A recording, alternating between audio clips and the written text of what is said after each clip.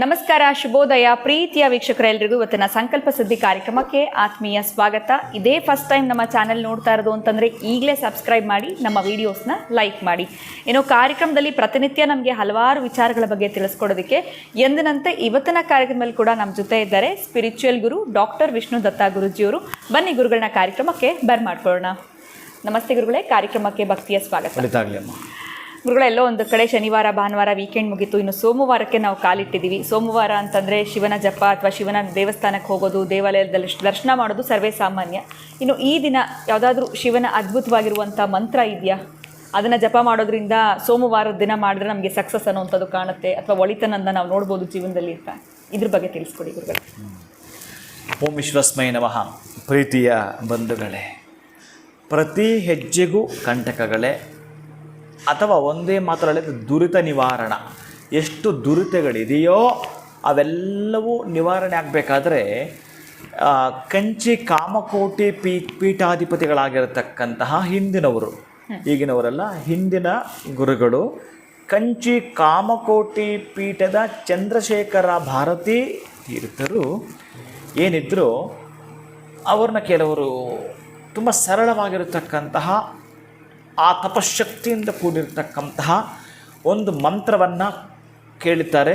ಅದು ಕೂಡ ಕೇಳಿದವರು ಬಹಳಷ್ಟು ಜನರು, ಅವರಲ್ಲಿ ವಿದೇಶಿಗರು ಕೂಡ ಆಗಿದ್ದರು. ಈಗ ನಾವು ರಾಮನ ಫೋಟೋ ನೋಡ್ತೀವಲ್ಲ, ಈಗ ನೀವು ನೋಡ್ತಾ ಇರೋ ರಾಮನ ಫೋಟೋ ಯಾವುದು ಫೋಟೋ ಅಲ್ಲ, ಕರೆಕ್ಟಾಗಿ ರಾಮನದ್ದು ಎಲ್ಲೂ ಇಲ್ಲ. ಒಂದೇ ಮಾತನ್ನು ಹೇಳಿಬಿಡ್ತೀನಿ ನಾನು. ನಿಮ್ಮ ಅಯೋಧ್ಯೆಯಲ್ಲೂ ಕೂಡ ಇಲ್ಲ, ಬರೆದಿಟ್ಕೊಳ್ಳಿ, ನಾನು ಹಾಗೆ ಹೇಳಬಲ್ಲೆ. ಅಂಥ ಅದ್ಭುತವಾಗಿರ್ತಕ್ಕಂತಹ ರಾಮನ ಫೋಟೋ ಅಂದರೆ ಅವನು ಪೂರ್ತಿ ಕೂದಲಿಲ್ಲದೆ ಬೋಳಿಸ್ಕೊಂಡು ಪ್ರತಿನಿತ್ಯಾಗ್ನಿಹೋತ್ರನಾಗಿ ಪ್ರತಿನಿತ್ಯವೂ ರಾಮ ಯಜ್ಞ ಮಾಡ್ತಾ ಇದ್ದ. ಅಂತಹ ಯಜ್ಞ ಪುರುಷನಾಗಿ ಹೆಂಗಿರ್ತಾನೆ ಅಂತಂದರೆ, ರಾಮ ಒಂದೇ ಒಂದು ನೀವು ಫೋಟೋ ರಾಮಂದು ನೋಡ್ತೀನಿ ಅಂತಂದರೆ ಈ ಜಗತ್ತಿನ ಎಲ್ಲೂ ಸಿಗಲ್ಲ.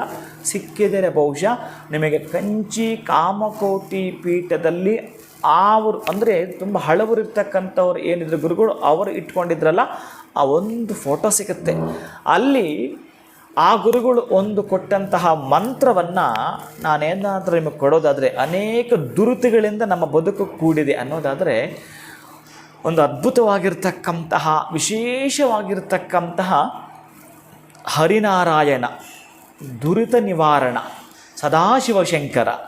ಹರಿನಾರಾಯಣ ದುರಿತ ನಿವಾರಣ ಸದಾಶಿವಶಂಕರ, ಇಷ್ಟೇ ನೀವು ಹೇಳೋದಪ್ಪ. ಅವರು ಶಿವಕೇಶ್ವರಲ್ಲಿ ಎಲ್ಲಿ ಭೇದ ತೋರಿಸಿ ನೋಡೋಣ. ಹರಿನಾರಾಯಣ ಇದೆಯಲ್ಲ ಅಲ್ಲಿ, ಆ ಹರಿನಾರಾಯಣ ಅನ್ನೋದನ್ನು ಕೂಡ ನೋಡಿ, ಅಲ್ಲಿ ಓಂ ಇಲ್ಲ, ಅಲ್ಲಿ ಶ್ರೀ ಇಲ್ಲ. ಅಂದರೆ ಇದಕ್ಕೆ ಬೇಕಾಗಿಲ್ಲ ಅನ್ನೋದು. ಎಷ್ಟು ಅಂತಂದರೆ, ಎಷ್ಟು ತಾತ್ವಿಕತೆ ಇಲ್ಲಿದೆ ಅಂತಂದರೆ, ಎಷ್ಟು ತತ್ವ ಇದೆ, ಎಷ್ಟು ಸತ್ವ ಇದೆ ಅಂತಂದರೆ, ಹರಿನಾರಾಯಣ ದುರಿತ ನಿವಾರಣ ಸದಾಶಿವಶಂಕರ ಅನ್ನೋ ಮಂತ್ರ ಅಷ್ಟೊಂದು ಅದ್ಭುತವಾಗಿದೆ.